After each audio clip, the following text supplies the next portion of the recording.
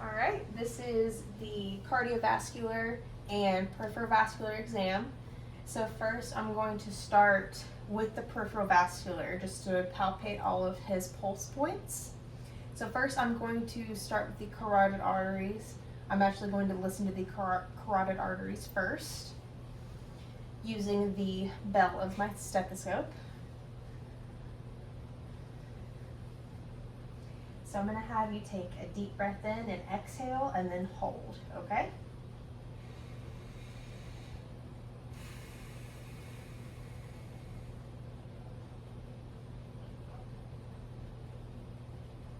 Okay, relax. And now, same thing for this side.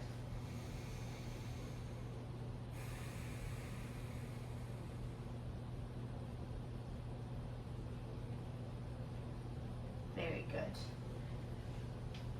All right, and I did not hear any thrills. I did not hear any brutes.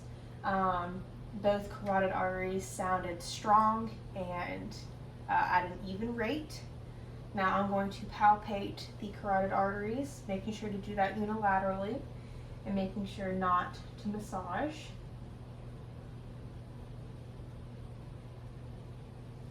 Very good. And now this side.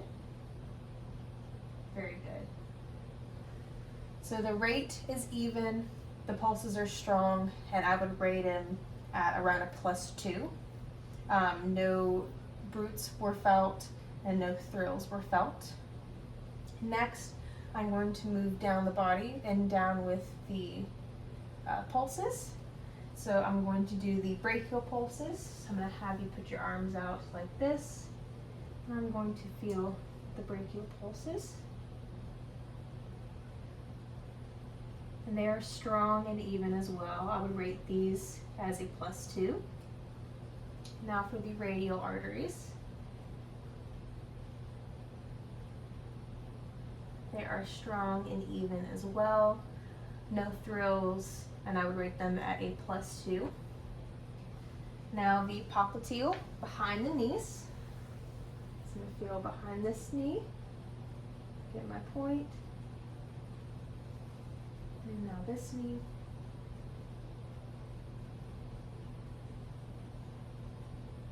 And they are palpable, they were even. I wouldn't consider them very strong. I would say about a +1. And now I'm going to do the posterior tibial.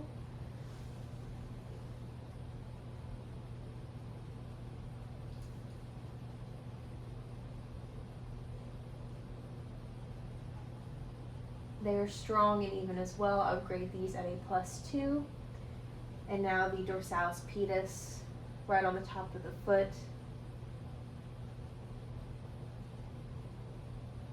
And I would rate these at a +2. They are even and they are strong. All right, very good. Now I'm going to have you lay on your back.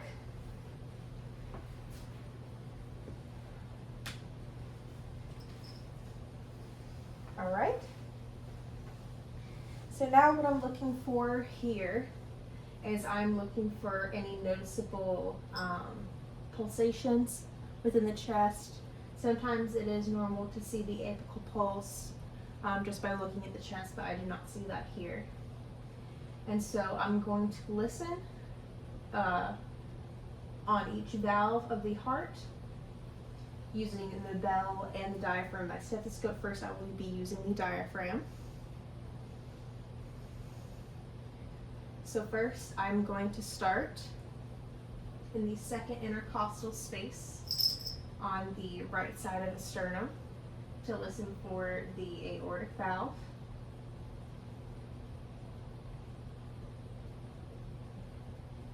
Now moving to the left side of the sternum, second intercostal space, listening for the pulmonic valve. And now left side of the sternum, third intercostal space for Erb's point. Now fourth intercostal space, left side of the sternum for the tricuspid valve. And then left side of the sternum, about mid-clavicular, fifth intercostal space, is the mitral valve.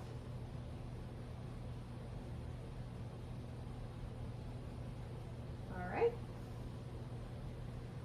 And S1 and S2 were audible over all valves of the heart. Now I'm going to listen with the bell of my stethoscope, and this will help me determine if there are any murmurs present. So aortic valve, pulmonic valve, Erb's point, tricuspid valve, and mitral valve.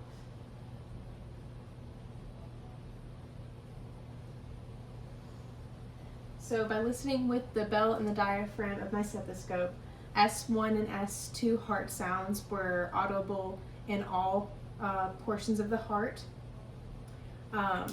The S1 sounds were louder at the apex of the heart, and the S2 sounds were louder at the base of the heart.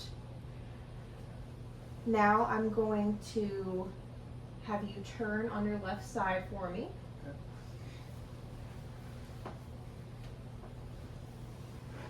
Very good.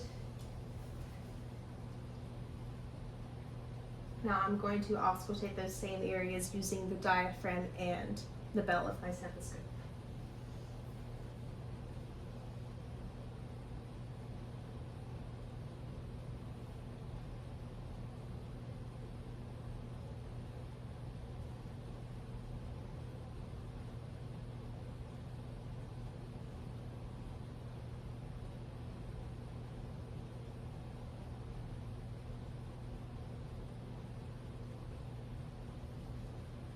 Now using the bell.